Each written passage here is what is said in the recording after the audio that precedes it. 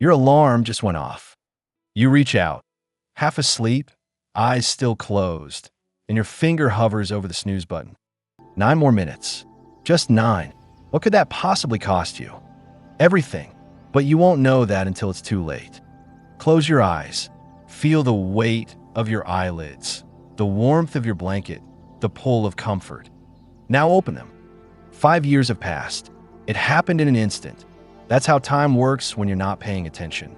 You blink, and entire years evaporate like morning fog. You're sitting on the edge of your bed.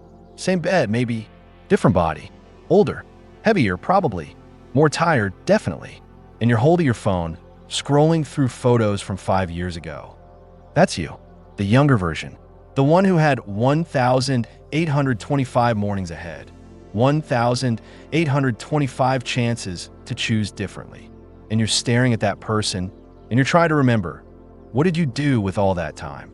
You search your memory. You dig through 5 years of mornings. And here's what you find. Nothing. Nothing you can hold on to. Nothing that matters. Just a blur of snooze buttons and scroll sessions and days that bled together into a 5-year fog of tomorrow. You had 1,825 battles. Small battles. The first fight of every day, right there in bed, when your alarm demanded something from you and your comfort whispered, just 9 more minutes. And you lost. Every single time. Not dramatically, not catastrophically, just quietly, comfortably, 9 minutes at a time. And now you're sitting here, 5 years older, wondering why nothing changed. Why you're still in the same job, with the same habits, making the same excuses. Why your life looks exactly like it did 1,825 days ago. Except now you're 5 years closer to the end, and you have nothing to show for the time that passed. But wait, something's happening. The room splits. You're seeing double. On the left side of your vision, you, the version that lost those 1,825 battles. On the right side, another you, the one who won them. It's the same morning, 5 years ago. The alarm goes off in both timelines, and you watch what happens next. Left timeline, you see yourself hit snooze. The alarm stops. That delicious silence floods back in. 9 more minutes of warmth, of comfort, of not having to face the day yet. The alarm screams again. You hit snooze. Again. Finally, you drag yourself up at 8:47 a.m. Your hand reaches for your phone before your feet touch the floor, an automatic movement like breathing. You scroll. Instagram, Twitter, TikTok, other people's lives, other people's opinions, other people's carefully curated moments of happiness that make you feel vaguely inadequate without knowing exactly why. 47 minutes evaporate. You don't even remember what you looked at. It's just gone, dissolved into the digital void. You stumble to the bathroom. Look in the mirror. Your face looks heavy. Not just tired, heavy, like you're already behind before the day even starts. You grab coffee like it's a life raft. Gulp it down on an empty, dehydrated system. Your brain is foggy. Your body is slow.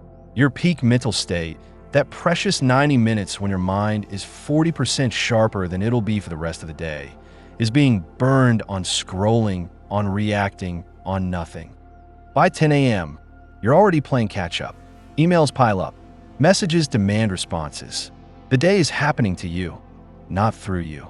You're reacting, always reacting, putting out fires, responding to urgencies, living in everyone else's priorities. By 9 p.m., you collapse in a bed, exhausted, but not from accomplishment, from chaos. From spending an entire day being pulled in 17 directions and ending up nowhere that mattered. You tell yourself, tomorrow will be different. Tomorrow you'll wake up early. Tomorrow you'll be intentional. The alarm goes off tomorrow. You hit snooze. The pattern repeats. Again, and again, and again. 1,825 times. Right timeline. Now watch the other version. Same alarm. Same early hour. Same pull of comfort. But you see this version's hand move differently.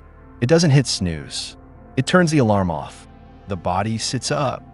Not because it wants to, but because it decided to. There's a pause. A moment where you can see the internal battle happening. The body wants to collapse back into warmth. The mind says no. The mind wins. Feet hit the floor. There's a glass of water on the nightstand, prepared the night before. This version drinks it, all 16 ounces. You can see the change happen in real time, the fog lifting, the brain waking up, the system coming online. Movement, stretching, 10 push-ups that look painful but purposeful. The body protesting, the mind insisting. A walk around the house, blood flowing, alertness building. 5:15 a.m. This version sits down with a journal, writes one clear goal for the day, not a massive to-do list. One domino to knock down, one intentional target, the act of writing it, hand moving across paper, brain engaging with purpose, cements it. This isn't hope. This is architecture. 5:30 a.m. A book opens. Not social media, not news designed to outrage. An actual book with actual ideas. 10 pages. 15 minutes of feeding the mind something real, something that builds, something that compounds. By 6 a.m., before most people are even conscious, this version has already won. They've hydrated their brain, moved their body, set their intention, learned something meaningful. They've claimed the hour when their mental state is strongest and used it to build momentum that will carry through the entire day. The phone stays off until 8 a.m. No scrolling, no reacting, no chaos. Just 2 hours of uninterrupted intention before the world makes its demands. When this version enters the day, they're not catching up. They're already ahead. They're not reacting, they're executing. The day unfolds according to their design, not despite their distraction. By 9 p.m., they're tired too, but it's different. It's the satisfied exhaustion of someone who moved the needle, who accomplished something real, who proved to themselves, once again, that they're capable of discipline even when it's uncomfortable. Tomorrow's alarm goes off. This version wins that battle too, and the next, and the next. 1,825 battles, 1,825 victories, each one insignificant on its own, compounded, transformative. You're watching both timelines run in parallel now, and the camera zooms out, shows you the cumulative effect. 1 hour per day, 7 hours per week, 365 hours per year. Over 5 years, 1,825 hours of focused, intentional peak mental state work. That's 76 full days, 2.5 months of pure, concentrated growth. The left timeline wasted at scrolling. The right timeline invested at building. And here's what that investment looks like. Left timeline, 5 years later, same job, same skills, same patterns. The only thing that changed is the number. Age increased, potential decreased. That person is still saying tomorrow, still hitting snooze, still wondering why nothing ever changes while doing the exact thing that prevents change. Right timeline, 5 years later. This person doesn't recognize who they used to be. They've read 200 plus books while the other version scrolled 200 plus hours of forgettable content. They've built skills, created things, proven to themselves they're capable of discipline. That proof radiates from them like heat. They're not more talented, they're more intentional. They're not superhuman, they're just awake. Same starting point, same potential. The only difference, 1,825 mornings, 1,825 choices, 9 minutes at a time. You're back in your body now. It's not 5 years later. It's right now, this moment. And you can feel it, the weight of what you just witnessed. Here's what that snooze button really is. It's the first battle of your day, and every battle after it. Every moment you have to choose between comfort and growth, between distraction and intention, between reacting and creating, is influenced by whether you won or lost that first fight. When you hit snooze, you're not just buying 9 minutes. You're casting a vote. You're telling your subconscious, when things are hard, I choose comfort. When I don't feel like doing something, I don't do it. When discipline demands something from me, I negotiate. And your brain learns. It remembers. And later, when you sit down to do deep work and your brain says, this is hard, let's check Instagram instead. That impulse is connected to the snooze button you hit at 5 a.m. When you tell yourself you'll exercise after work but collapse on the couch instead, That's the same muscle that hits snooze in the morning. You're not building discipline in isolation. You're building it or eroding it with every single choice. And the first choice, that battle at dawn when you're half-conscious and your willpower is lowest, sets the precedent for every choice that follows. When the first battle and momentum carries you, lose it and you're fighting uphill all day. But here's the part that should terrify you. That first 90 minutes after you wake, your brain is up to 40% more focused. 40%. That's not a small edge. That's a cognitive superpower that expires before most people even realize they have it. And what does the left timeline do with it? Scrolls, reacts, consumes content engineered to keep them distracted, hands their most powerful mental state to algorithms designed by teams of engineers whose entire job is making sure you never put your phone down. The right timeline?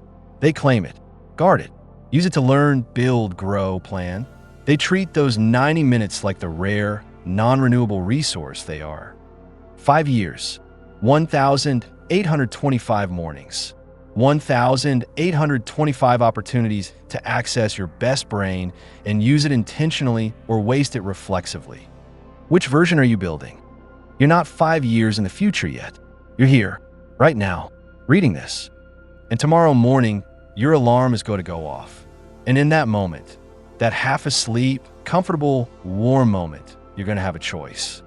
You can hit snooze, roll over, tell yourself 9 more minutes won't matter. Repeat the pattern that's been keeping you stuck. And in 5 years, you'll be the left timeline.